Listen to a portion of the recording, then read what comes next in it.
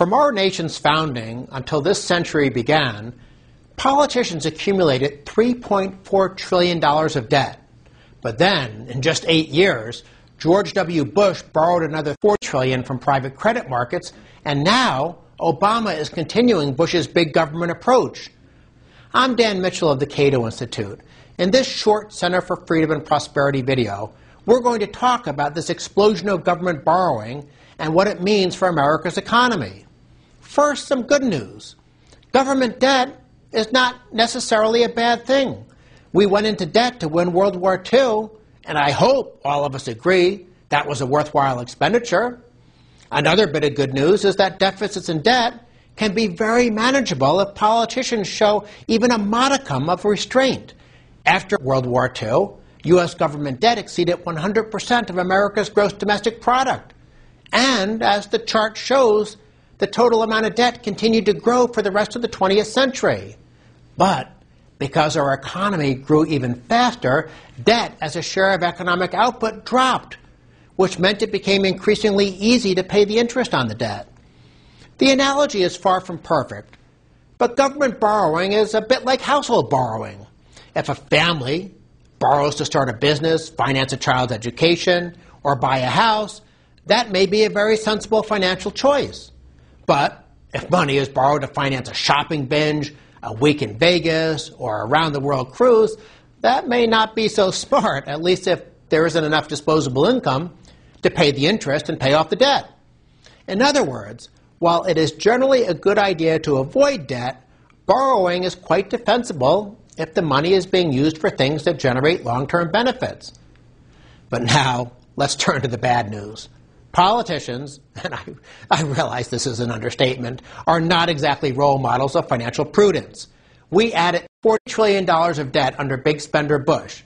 Does anybody think that America is getting long-term benefits from the no bureaucrat left behind education bill, the 2 corrupt farm bills, the giant Medicare entitlement expansion, the pork-filled transportation bills, or the sleazy bailouts?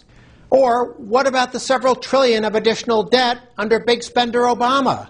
That money is being used to finance takeovers of the auto industry, more bank bailouts, a so-called stimulus, and other big government schemes.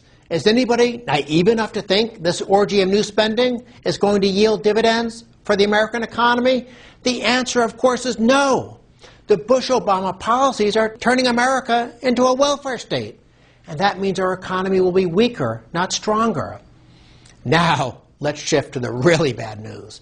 The Congressional Budget Office recently released long-term estimates showing what will happen to the national debt if current policies are allowed to continue. These estimates are uncertain, of course, but they show that government debt will climb to somewhere between 306% and 767% of GDP by 2080, 7 to 17 times larger than it is today when compared to economic output. This is very bad news, but the key thing to remember is that all this debt is just a symptom. The underlying disease is a rising burden of government spending. The Congressional Budget Office projects federal government spending is going to jump from 23% of GDP today to somewhere between 45% and 67% of GDP over the next 70 years.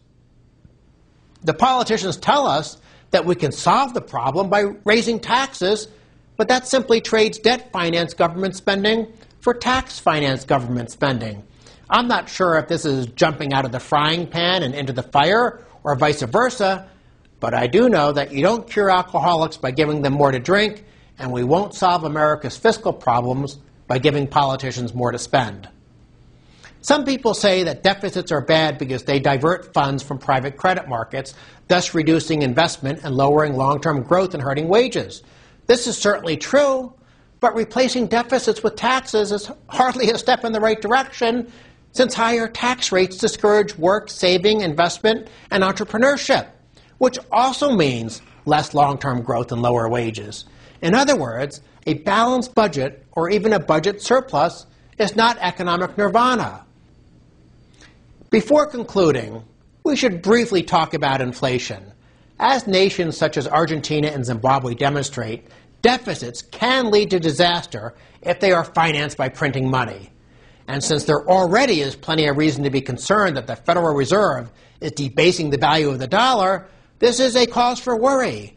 But the key thing to remember is that the economic damage is caused by inflation, not by deficits. America does face a huge financial challenge, but that challenge is growing government, not growing deficits.